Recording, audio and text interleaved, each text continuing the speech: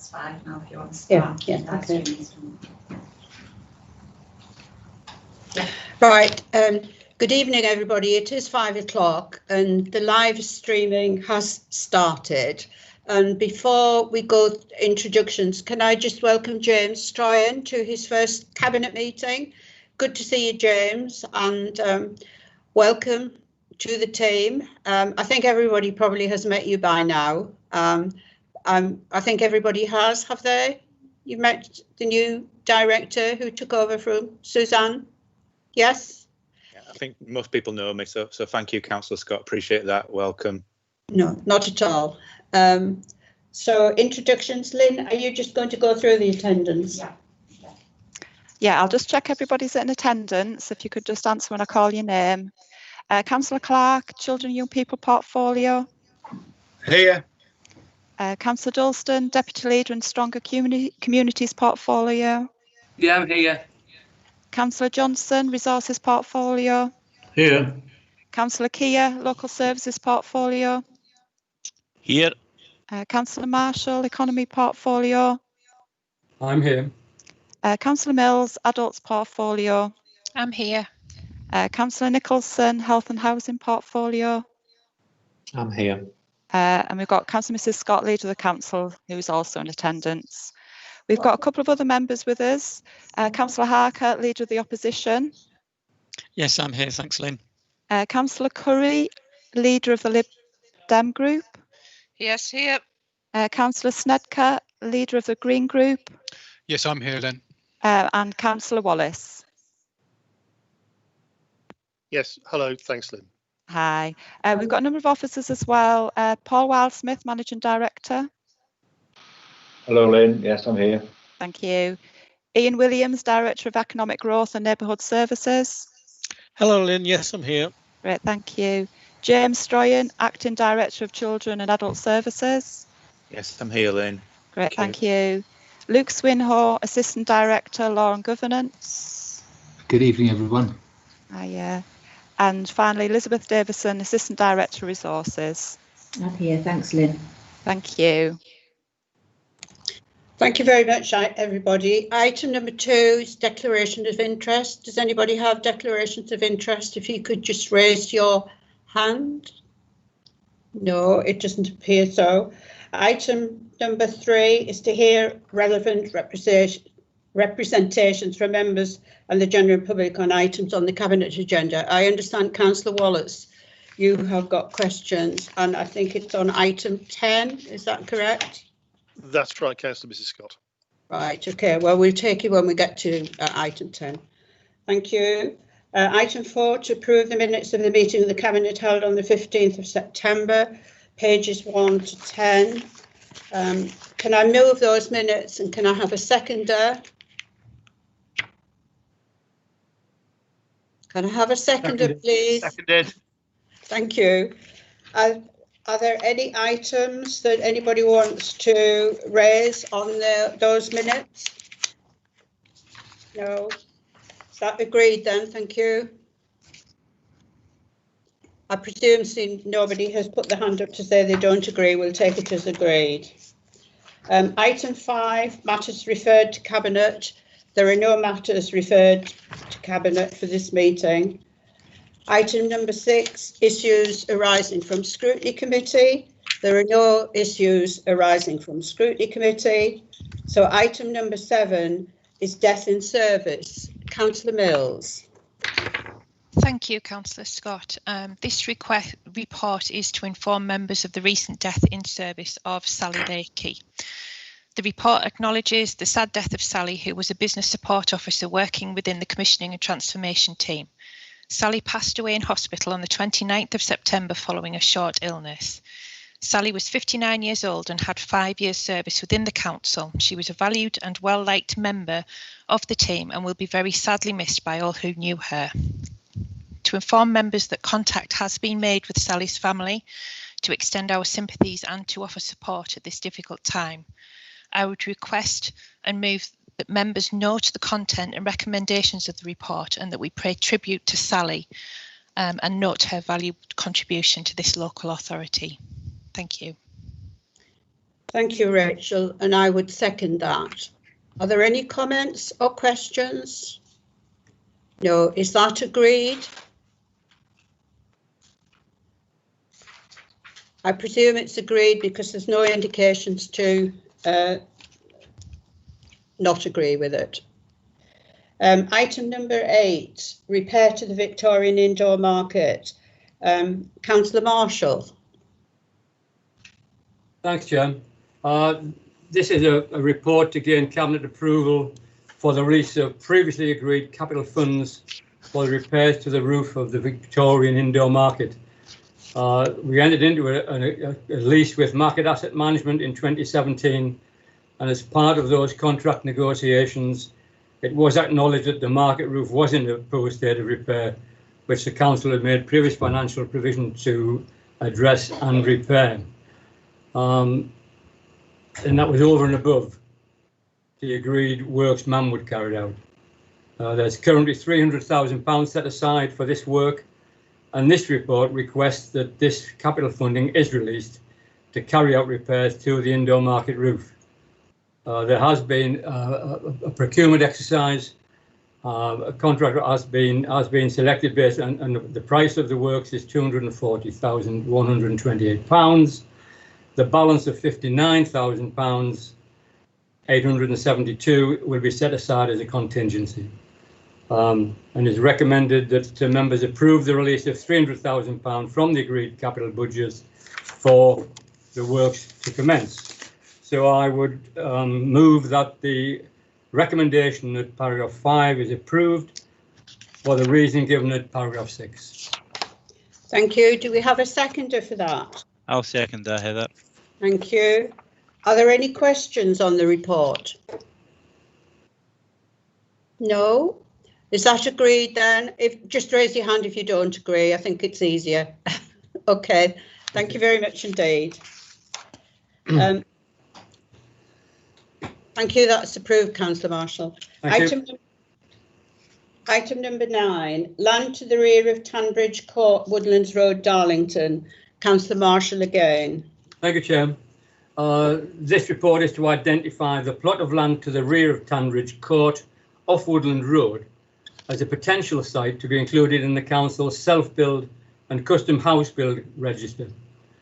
The Self-Build and Custom House Building Act 2015 places a duty on public authorities to keep a register of individuals and associations who wish to acquire service plots to bring forward self-build and custom house building.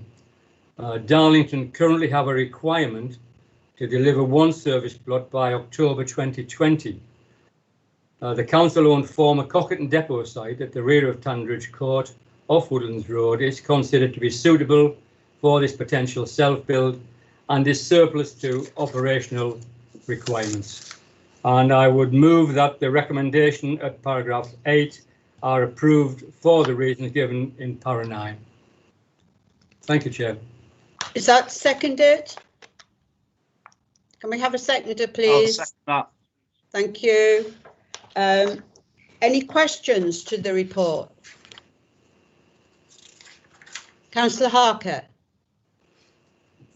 Thank you, Councillor Scott. It's a technical question, really. Can I just seek clarification, presumably from the director, in terms of planning permission? Presumably this will go through the same route as any other potential build on a site, i.e. the fact that it's self-build doesn't circumlute planning permission in any way. If I can respond, Leader, yes, Yes. Councillor Harker, individual planning applications will need to be submitted and go through the normal planning process. Thank you. Thanks, Ian. Thank you. Is that agreed then? I can't see any hands to the contrary. Thank you. Item number 10, Treasury Management Annual Report. Councillor Johnson, if you would like to move the report, and then we'll go to Councillor Wallace for his questions. Councillor Johnson. I'm in. Thank you, Chair. In these very trying times, I'm going to stay with the good news in 2019-20. The Council had fully complied with all its financial, legislative and regulatory requirements for the year, and that's no mean feat in these days. The cost of borrowing and financing was relatively low, which allowed the Council to borrow at cheaper rates and paid less attending to our debts, in fact making a saving there of 268,000. Our external debt increased by 2.5 million during the year, and this relates to upfront housing borrowing to take advantage of the reduced PWLB rates specifically for the housing revenue account. This will assist in our new build programme. And finally, our finance teams are continually looking to maximise our income in these difficult times through investment, joint ventures, external support and of course government support for COVID-19. I move the report as recommended in paragraph 6 for the reasons given in paragraph 7. Thank you, Chair. Thank you. Have we got a seconder for the report? I'll second it. I think it's quite difficult for people to take their off mute. Councillor Wallace, your question. Thank you, Councillor Mrs Scott. From paragraph 4 of the report, Councillor Johnson, I see the Council hiked its borrowing last year to the tune of £2.5 million. You've also revealed via the pages of the Northern Echo that the Council is potentially facing an £8 million black hole if the government does not reimburse the full £18 million extra spending arising from COVID. You were quoted as saying, "We're moving into difficult times. There's no doubt about that. We will have to look at some difficult decisions to take." And yet at this very moment, from a written reply I've received from Councillor Dalston, the Council is in the throes of spending an extra £44,000 a year in the communications team to create a corporate marketing function. Now, to be clear, the communications team do a good job, and there will be an officer rationale for creating 2 permanent and 1 temporary member of staff in this section. But in the environment of rising debt and a funding crisis, is this really the time to be spending an extra £44,000 a year on PR? Given the financial stress the Council is under, this is being considered outside of the normal budget round. Rather than corporate marketing, could not the money be better spent on some more useful roles, such as local track and trace, for example? To a resident, it looks like the Council has a very odd sense of its priorities. I'd be grateful for your comments. Thank you, Chair. Thank you, Councillor Wallace. I think I answered the 2.5 million question in my introduction. The black hole, we are having to look at this because of the second wave. We know our current position is 14 million. It's clearly not going to stay for 14 million. And that was the message I was trying to project at that time. Difficult decisions, yes. Clearly, we are eating into reserves, and that will, in fact, cause us some problems. And towards the end of the year, we'll start looking at the budget for next year, and members will be fully occupied, in my opinion, to resolve some of the problems which we'll raise at that time. Corporate marketing, can't really answer this one. I think that's going to have to be to Councillor Dalston. the man in charge there. I don't know the 44,000 PR. I don't know whether Elizabeth Davison can comment on that at this point in time. Councillor Dawson has got his hand up, and Councillor Nicholson, and then I'll come back to Elizabeth. Councillor Dawson. Yeah, thank you, Chair. I mean, first of all, I addressed this at full council, and I think I was quite clear on the additional resources being focused on supporting our businesses. I think it's been highlighted more recently in the last 24 hours, the absolute need for this council to stand ready and support those small businesses through the turbulent times of the next phase of managing the pandemic. I fundamentally disagree. I do think that this is necessary. It's necessary because the council plays a part in making sure that Darlington is recognised as a significant player and a destination to come and invest or come and live and certainly to come and shop. So this marketing function is absolutely key to this council supporting local businesses in this extremely difficult times. Obviously, I know this is part of a wider piece, and Stuart Minton's also asked for similar questions mysteriously today of the technical nature of the role. So no doubt we'll run a story. But if Stuart is listening, I hope he runs a story to say that this council has never been more committed to representing local businesses than it is now, and we absolutely stand ready to make sure that they have all of the support they need to survive these really, really difficult and challenging trading times. Thank you, Chair. Councillor Nicholson. Thank you, Chair. I think Councillor Dawson's summarised a little bit of what I was going to make a comment on, but it was really about the messaging around public health, has been vitally important. But what we've also recognised during this situation is that our resource to be able to, send those messages has been stretched.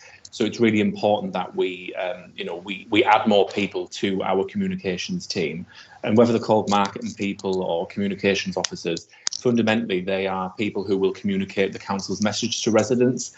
And it was very clear, looking back for the last year, particularly last summertime, that residents were telling us that the communications from the council weren't suitable, and they didn't feel that the council was connecting with them. So it's right that as a council that we are now looking at how we can reconnect with residents.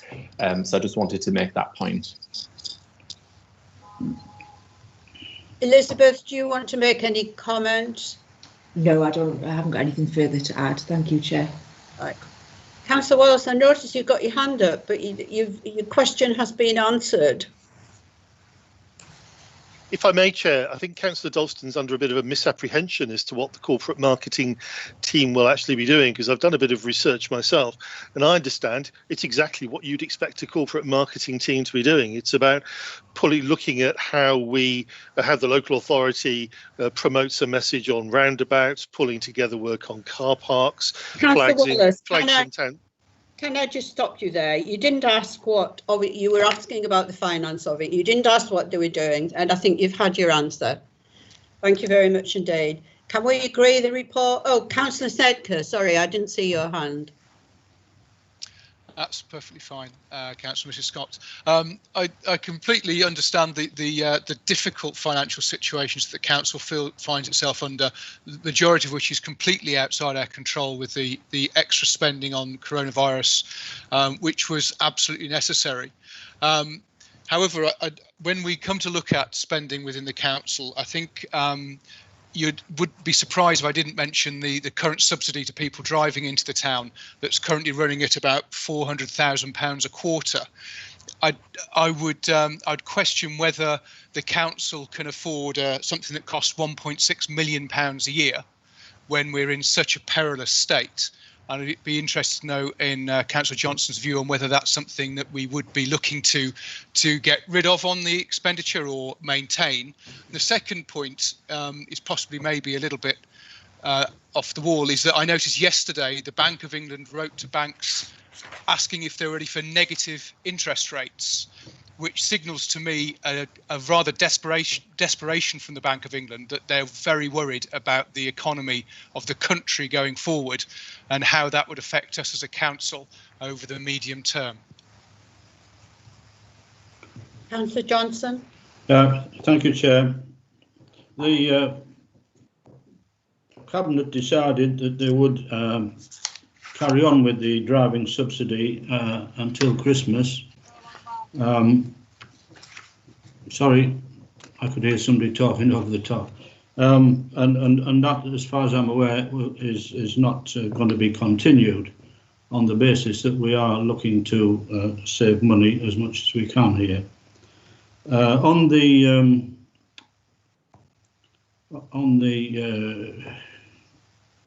Councillor Snedker's comments, I really can't get involved in the Bank of England's decisions. We have to follow them rather than we have no means of counteracting them whatsoever.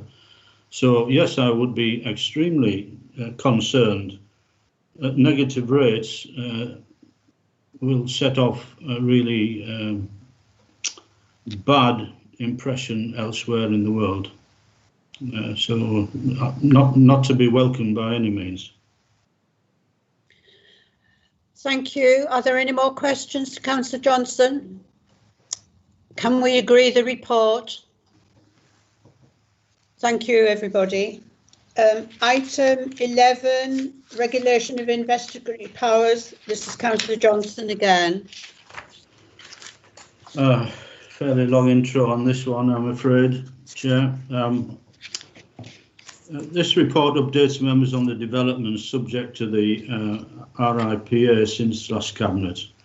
The report details a periodic inspection that took place of the Council's use of RIPA by the Chief Inspector appointed by the Office of Surveillance Commissioners. This was on the 14th of August 2020. It was a remote meeting. It involved the review of the Council's RIPA policies, the local practice about the use of RIPA governance, training and awareness. As mentioned in the report, paragraph 9, there were no significant comments. No significant concerns, but there was a number of observations and comments set out in paragraph 10, and the officers will be addressing these issues as raised. There is a section on the training update for staff, which is to be a mandatory training, and that took place in September. There's been no direct surveillance since the last Cabinet report in March 2020. So I move the recommendations set out in paragraph 5 for the reasons set out in paragraph 6. Thank you, Chair. Thank you. Can we have a seconder, please? Seconded. Thank you. Are there any questions on the report from anybody? I can't see any hands, so is that agreed? Thank you. Item 12, Councillor Johnson again, schedule of transactions, and there is a part 3 item connected to this. Does anybody have any questions on the part 3 item, because we would have to move into part 3 to deal with it? No, it doesn't look so. We can deal with both items at the same time. Councillor Johnson. Thank you, Chair. For members' information, 130 High Northgate is one of a block of 6 terrace houses. These are located on the right-hand side of North Road when leaving the town, immediately before the railway bridge, and number 130 is the 3rd house. Appendix 1 to the report, as Councillor Scott has mentioned, is not for discussion. Therefore, I move the report as recommended in paragraph 3 for the reasons given in paragraph 4. Thank you, Chair. Is that seconded? Seconded. Thank you. Any questions on the report? No, I can't see any hands up. Is that agreed? Thank you. Item 13, membership changes. Does anybody have any membership changes? No. Item 14, supplementary item. Can I confirm that everybody did get a copy of the supplementary item this afternoon by email? If I can just introduce it. It's the anniversary of the Crown Street Library, and next Friday on the 23rd of October, we're celebrating the 135th anniversary of the opening of the Crown Street Library. The library was a gift to the town by the Pease family, and it has contributed very significantly to the education, advancement and well-being of the people of Darlington. As part of marking the anniversary, a meeting of the trustees of the Crown Street Library is taking place at 11 o'clock on the 23rd of October. It will be a virtual meeting using Teams, and it will be live streamed and recorded. There are plans to move a vote of thanks to Edward Pease, and we will also be updating about the building renovation and to hear about the library, how the library service has been coping during lockdown. Everyone's welcome to watch the meeting virtually, and we will give you further information. I think this is a very important event for the library, and I'm sure that we are all very proud of the library building. It is the first meeting of the trustees, and so I hope that other members will take the opportunity to join into the meeting. The staff have done a tremendous job during the lockdown period, and we look forward to the renovations being completed. So can I move the acceptance of this supplementary item, and can I have a seconder? Seconded. Thank you. Does anybody have any questions or comments? No? Okay. If we can move to item number 15, questions. Does anybody have any questions? Councillor Harker. Thank you, Councillor Scott. I have 3 questions, if I may. The first question is about recent media speculation about possible moves of Treasury jobs from London to the North East. First of all, I just want to say that it's great to see local senior politicians, including yourself, pushing the Tees Valley as a possible location. It's exactly what you should be doing. What I'm disappointed at is what is being suggested is that a campus be built at Teesside Airport, and I think you yourself being quoted in the Northern Echoes describing that as an ideal location. Bearing in mind some of the comments made earlier about supporting local businesses, I would argue that Darlington Town Centre, like others in the Tees Valley, is struggling. Surely a much better location for new offices would be a town centre location, where hundreds of new workers would have easy access to our town centre to spend and support our local businesses. It would be a great boost to our local town centre economy. It's exactly what Labour did when Mowden Hall needed to relocate. Firstly, we fought hard to make sure they remained in Darlington. And secondly, and perhaps more importantly, we made sure that they moved to the town centre. And that resulted in over 400 new workers having easy access to our town centre. In addition, it would provide more sustainable travel to work options, train, bus, cycling and walking. The airport site would inevitably result in most people having to commute by car. So I'm calling on you to work with the other Tees Valley leaders to find a more suitable town locations, either in Darlington or across the Tees Valley. Could I just respond to that, Councillor Harker? And I was actually not misquoted, but the only quoted part of what I said in the Northern Echo. What I said was that we would prefer it to be in Darlington, but if it didn't come to Darlington, well, then Teesside Airport would be the next best thing, and it would be an ideal location if we couldn't have it in Darlington. I'd already made representations via Peter Gibson that obviously, as far as we were concerned, Darlington would be ideal. We have got various sites, but I think that obviously, it is something that we will be pushing for. I know the Mayor of Middlesbrough, he's saying it should go in Middlesbrough. I think as long as we get it in the North East, I would prefer it in Darlington. But if we can't get it to Darlington, I think we want something that's as close to Darlington as possible. And the other thing that I commented was that the reason it is ideal is because we've got Teesside Airport, we've got obviously the mainline train station at Banktop as well. So it is a choice, and yes, I will still be pushing for Darlington. Thank you. if I can just comment on that, that is good to hear, and I'm pleased that you said that. But I would say that all the press that I've seen about it, from Ben Houchin's office, from Peter Gibson's office, and also from DBC, is being stressing about it's going to be going at Teesside Airport. So if what you said about what you really think is true, I do think the press needs much more attention in what we're saying, because that isn't the message that's being put out, and it isn't what residents are seeing and hearing. Councillor Harker, you've been a councillor long enough to know that the press only print what they want to print and don't necessarily print everything that you say.